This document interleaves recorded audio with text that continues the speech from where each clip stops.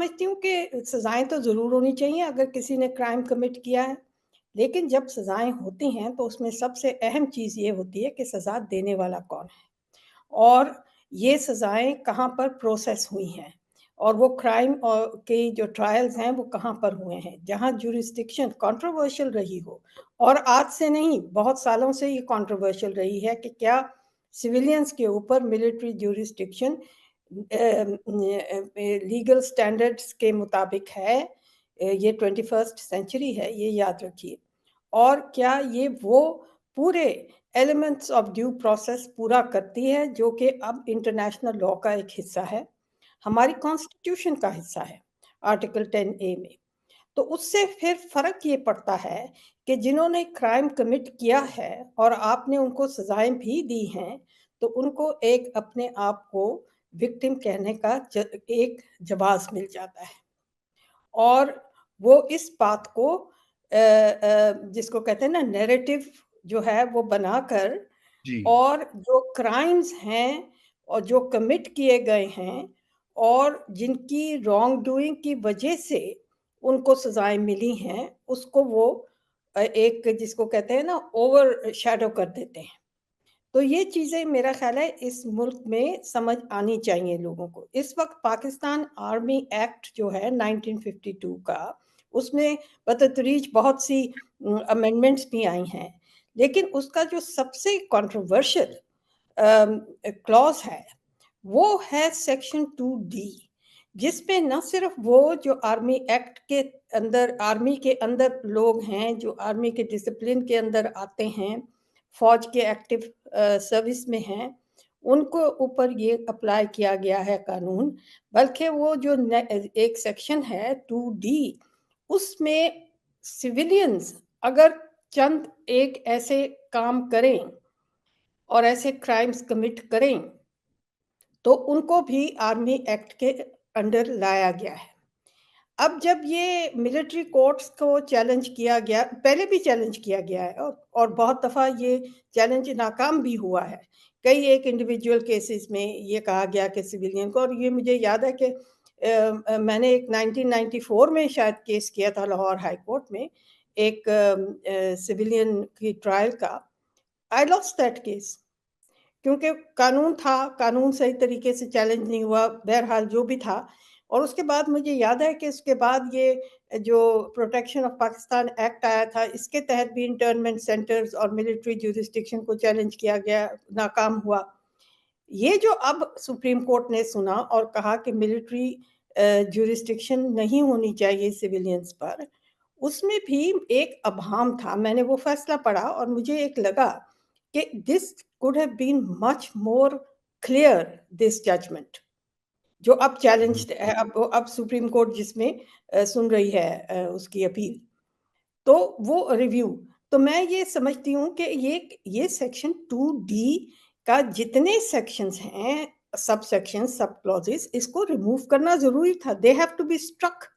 out of the army act۔ اور پھر آپ نے دیکھا کہ یہاں پر آرمی ایکٹ میں آرمی کے control over civilians and civilian politics in many ways is also amended from time to time to give them more control over this۔ اور یہ آپ نے دیکھا 2023 اگست میں یہ امینڈمنٹ ہوئی جب وہ انٹرم گورنمنٹ جا رہی تھی اگست میں، آپ کو یاد ہے یہ 2023 میں جو ہوئی تھی امینڈمنٹ، جس جی جی میں بالکل جو بہت واضح تھا کہ تیاری ہو رہی تھی ایک خاص آرمی پرسن کو ٹرائی کرنے کی۔ چلیے جی آپ جی نے کر دیا، وہ آپ کا ریٹائرڈ آدمی تھا اور ہمیں سب کو پتا ہے کہ اس نے کیا کیا کچھ کیا ہے، and he is supposed to be held accountable, but by whom? آپ جب اس قسم کی اوور ریچ کرتے اپنی جورسڈکشن کی، جو آپ کا کام نہیں ہونا چاہیے، آرمی کا کوئی کام نہیں ہونا چاہیے۔ ہمارے ہاں میوٹنی کے بھی لاز ہیں، ہمارے ہاں سے کرمنل جو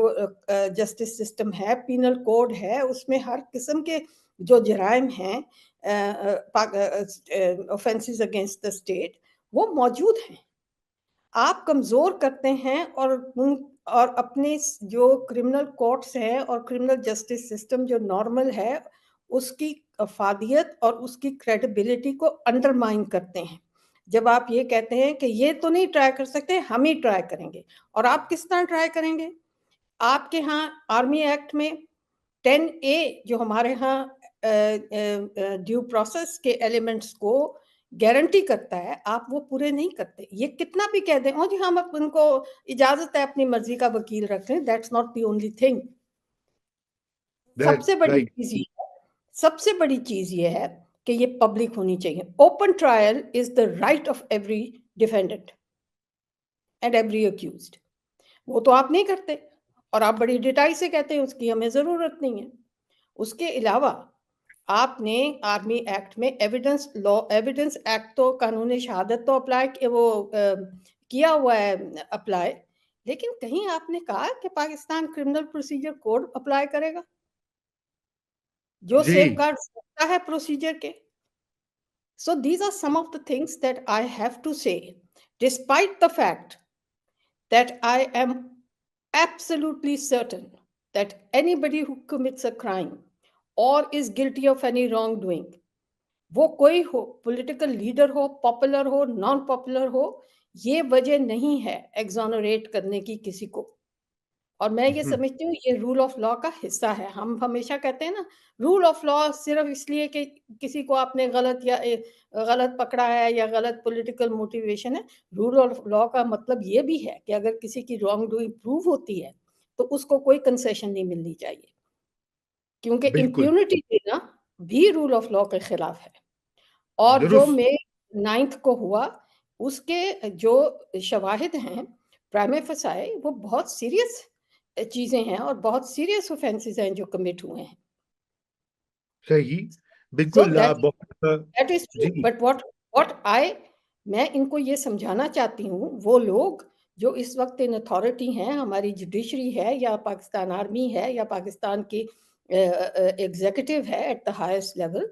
ان کو یہ سمجھ آنی چاہیے کہ آپ جب اس قسم کی حرکتیں کرتے ہیں اور ڈیٹائی سے کرتے ہیں اور دوسروں کی سنے بغیر کرتے ہیں اور اس کا کوئی لاجک جو ہے وہ سنتے نہیں ہیں، تو آپ جواز دیتے ہیں لوگوں کو وکٹم بننے کا.